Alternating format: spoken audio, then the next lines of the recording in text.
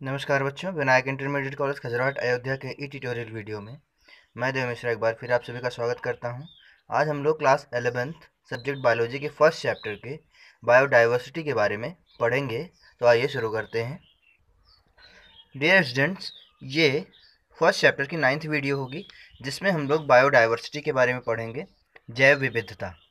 Biodiversity दो word से मिलकर बनी हुई है, एक बायो और दूसरा डाइवर्सिटी, मतलब जैव और विविधता। जैव का मतलब होता है जीवित जीव और विविधता का मतलब होता है उसके भिन्न भिन्न प्रकार।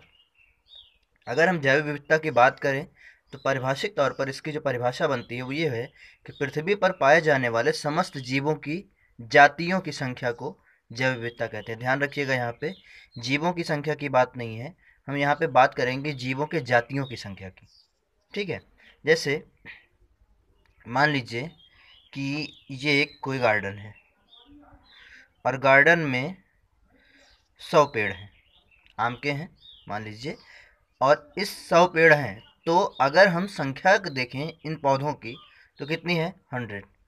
लेकिन अगर हम यहाँ पे वैरायटीज़ की जातियों की बात करें तो वहाँ पे सपोज करिए कि 25 जातियाँ पाई जा रही हैं, तो जो उसकी जैव विविधता की प्रतिशतता होगी और जो उसकी संख्या होगी वो 25 होगी, ना कि 100।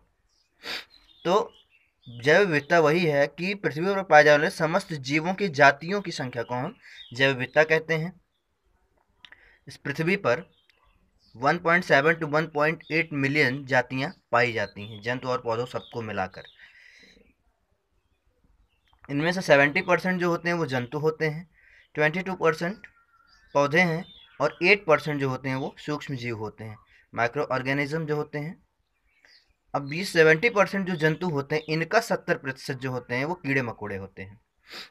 कीड़े मकोड़े जो आपने पढ़ा होगा, कभी नहीं आगे पढ़ेंगे, ये आते हैं आर्थ्रोपोडा में।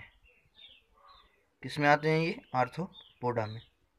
इसीलिए जंतु जगत का सबसे बड़ा संघ जो है वो आर्थ्रोपोडा माना जाता है, क्योंकि 70% जो होते हैं इस पृथ्वी पर कीड़े मकोड़े उपस्थित हैं। तो ये हो गई। और भारत विश्व के 12 मेगा विविधता वाले देशों में से एक है। मेगा विविधता वाले देश क्या होते हैं? मेगा विविधता, का मतलब होता है बहुत बड़ा, और विविधता का मतलब भिन्नताएं, कई सारे प्रकार।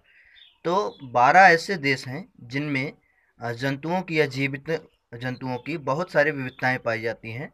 जो 12 देशों को इंडिकेट किया गया है उसमें से भारत भी जो है वो एक देश माना जाता है, जिसमें भारत में लगभग 45,000 पौधों की जातियां और 90,000 या उससे भी अधिक जंतुओं की जातियां पाई जाती हैं।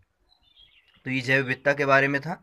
आइए, जीवों के अध्ययन के लिए साधन, मतलब हम अध्ययन करते हैं जब जीवों का, उनके लिए हम कुछ साधनों का उपयोग करते हैं। वो साधन क्या क्या है वो हम देख लेते हैं। तो पहली चीज़ संग्रहालय, म्यूजियम जिसको कहते हैं। म्यूजियम एक ऐसा स्थान होता है जहाँ जीवों को मृत करके उन्हें सुरक्षित रखा जाता है। ध्यान रखिएगा, संग्रहालय में कभी भी जीवित जंतु नहीं रखे जाते हैं, यहाँ पे हमेशा मृत करके जंतुओं को रखा जाता है। एक मीडियम होता है उसी में रखा जाता है।